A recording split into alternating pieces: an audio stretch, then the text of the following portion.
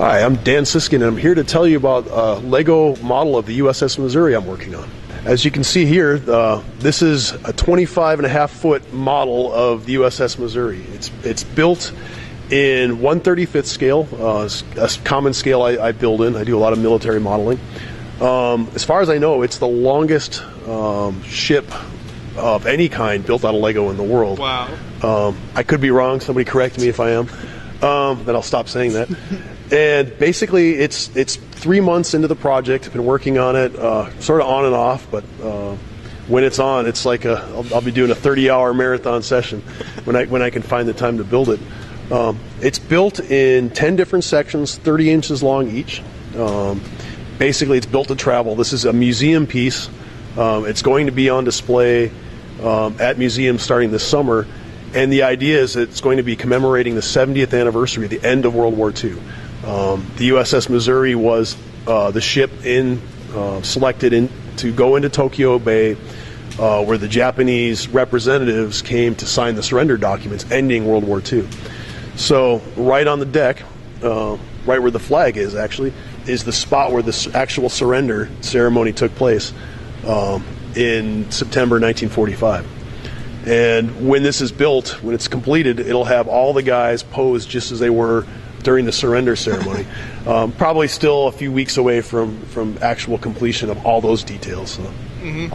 But you've got a lot of this done here. This is incredible to look at. Like you said, it's 25 feet. You've got the kind of the main batteries built here. Do those come off there, or what's that like inside there? Well, the whole idea is that we're eventually going to motorize this whole thing. Okay. So we would like to, put Mindstorms in it. And have it track. You can either track an object or just run a routine that the guns will all rotate, possibly even have like some sort of shooting effect. So inside right now they're just hollow, but they're waiting for some sort of motorized mechanism. Everything takes time. I do this. This is sort of my build. This is my baby. But at Brickmania we're kind of a team here, and I'll get some help with some of the other guys to power it up, to light it up, get some of the detail work done. We're making our own custom figures. In fact, we have our own sailors are on the deck. Okay. Lego put out a pretty nice sailor, but we can only get them onesie twosies off of Bricklink. Mm-hmm. So we actually one of the artists that work at Brickmania designed our own dress white sailor outfit. We just had a bunch printed up. So I think the one on the left is ours versus the two on the right that are Legos. So pretty similar, but yeah, like you said, it is hard to get them in large quantities. We can't get them. We're lucky to get enough hats. We've accumulated about 400 sailor hats so far, but we're still on the prowl for more, because there's probably going to be a couple thousand figures on this when they're done, all in their whites. Wow. So, and then the officers in khaki. So we're still working on that. I'm still a little while from being able to put the crew on the deck. And if you want to take us down here as far as the more build-up area here, you can kind of see down in there some of the structural supports. Yeah, the whole thing is built. I learned my lesson from previous ships that you have to basically build everything to travel. It has to be able to withstand getting knocked around, hitting the brakes. You never know what you're going to encounter on the highway, and we've had incidents where vehicles have come apart just because they've shifted under their own weight when traveling. So this thing is designed that it will not happen. We'll take all the small things, the guns and the turrets will come off, but the main ship should travel really well. And it's built in such a way that you can pick up sections of it without having to worry about crushing anything, the sides crumbling. It's sturdy enough to support each section can support its own weight. Okay, and I don't know, can you show us one of the sections real quick? If you don't mind, we can come back down here. Okay, kind of take a section off, and you can see what it's like on the inside. So I'm going to pull the bow off here, but it's basically built in a Technic lattice where it's holding itself together. You can see on the other end too the beams that hold it together top to bottom. So it has a frame all the way around the edges, top and bottom, and so you can pick it up from pretty much anywhere without having to worry about crushing it. And that sort of lattice frame goes down the whole entire length of the ship. It's a honeycomb basically, with cross braces and angle braces just to hold everything in place. We don't want to have to rebuild anything if we travel with it. So we don't glue anything, because this in order to make this, this ship has been an incredibly huge, I liken it to a black hole because it's absorbed other dioramas. We've had to just dismantle everything because it just takes so many bricks to build something this scale. Now, a ship of this size, obviously so massive, where do you begin when you planning to build it, as far as looking, like maybe old photos of the actual ship? Did you visit it? I've never visited the actual ship. I've been to other battleships, but I wanted to build a Missouri. This has been something that's been on my wish list for 15 years now. Maybe even since I was a kid, I had my first inkling of doing something really cool like this. And I just started thinking, what am I going to need? What pieces am I going to need? And getting the big structural components was the biggest job. So I started actually working on gathering the parts about 2 years ago, and thinking what we could, myself personally and at Brickmania as a business, what are we going to need pieces for? What we'll be able to use later on for the Missouri? So a lot of what you see here has actually already been in other dioramas that have come and gone while we were building up to this point. So this is a monumental project. This is taking a lot of resources to get done. I would say right now there's probably 800,000 bricks into it, and by the time it's done, it'll be over 1 million. Yeah, that's insane. How many just pieces, especially when you look at all the tiles on the hull and just the whole thing. Well, when I first started laying it out on the table, the first thing I did actually when it came to building, it's I found a diagram of the Missouri and blew it up to the size, just printed it out, taped it all together, laid it out on the table, and I outlined it on the table 2 bricks high and counted all the bricks, and that was 70,000 bricks. Just 2 studs from the table, 2 bricks high from the table. So multiply that by all the rows that come up. So. Okay. Yeah, that's amazing. So now I think I noticed when you I saw some photos of the kind of work in progress, you had a blueprint type paper kind of laid under the whole thing, or was that to help guide you as you?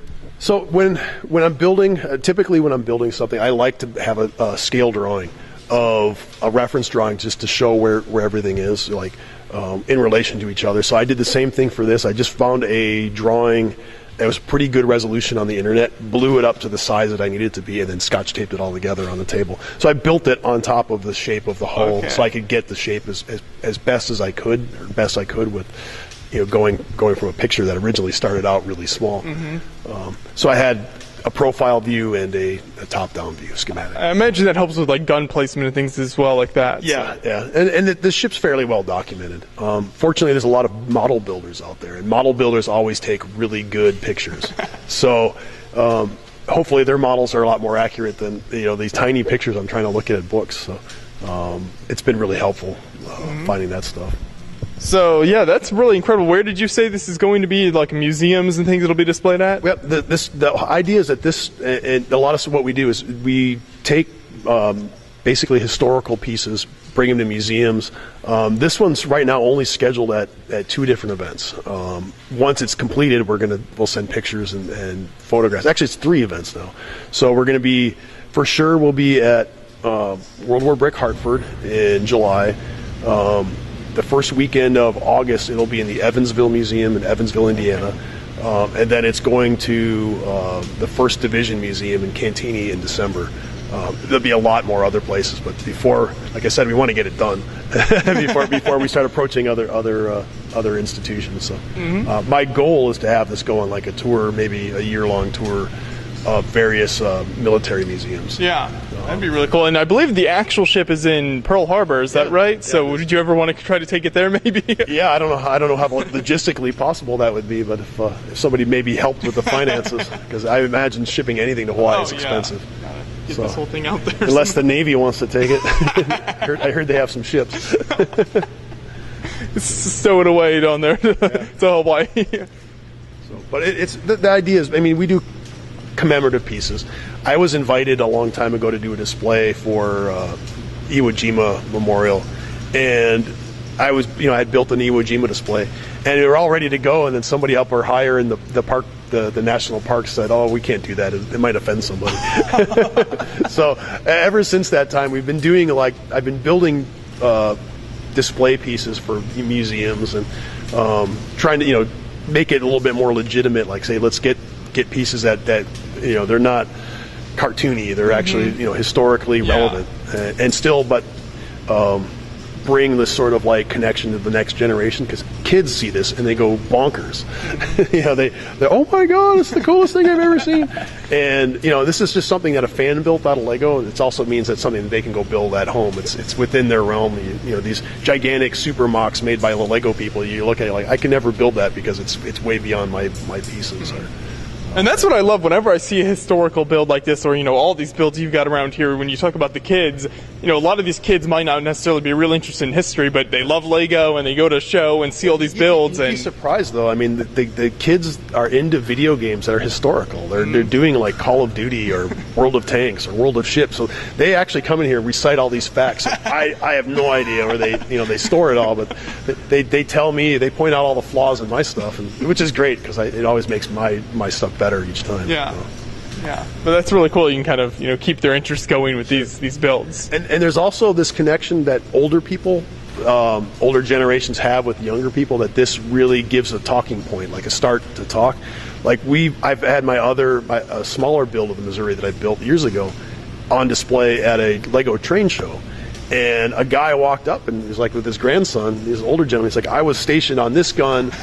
You know, this is my gun I was stationed on this ship. And so we're creating sort of like an entry point of discussion between the generations. Mm-hmm. Yeah, very cool. Well, that's an incredible build, and I look forward to seeing it when it's fully finished as well. It should be really neat to see. Yeah, and hopefully within a month it should be completely done. But you never know. Something like this will never completely finish. We'll be motorizing more and more things. We'll be lighting more and more things up. It's Lego. It's the beauty of it. It's always evolving and changing. Keep adding cool stuff.